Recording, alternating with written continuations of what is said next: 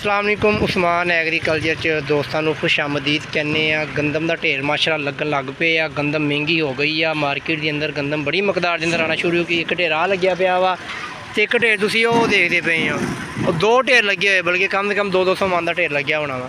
उस बाद मकई माशाअल्लाह काफ़ी पई आ गंदम पई आ। गंदम की सूरत हाल आ, की रेट अज विकी आ, तुहाडे दोस्तों मैं शेयर करदा वा। दोस्तों जी अज वाली गंदम आ माशाअल्लाह मंडी गला मंडी मियाँ चन्नू के अंदर पहले की निस्बत बहुत बेहतर आ।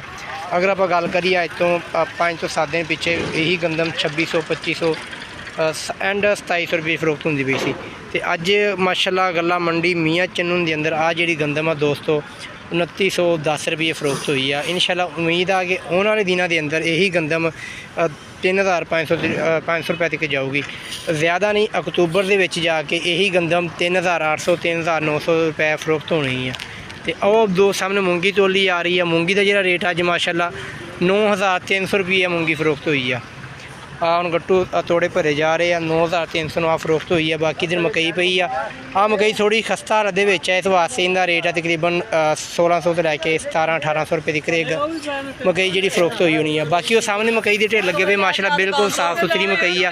तकरीबन 2000 तो लैके 2100 एंड 2150 रुपये तक अच्छी तो अच्छी जी मकई है 2150 रुपये तक फरोख्त हो रही है। ये सी दोस्तों इंशाअल्लाह मियाँ चन्नू गला मंडी वीडियो बनाई। इंशाअल्लाह एक नई वीडियो दोबारा मिलेंगे। दोस्तों अपना बहुत सारा ख्याल रखियो। अल्लाह हाफिज़।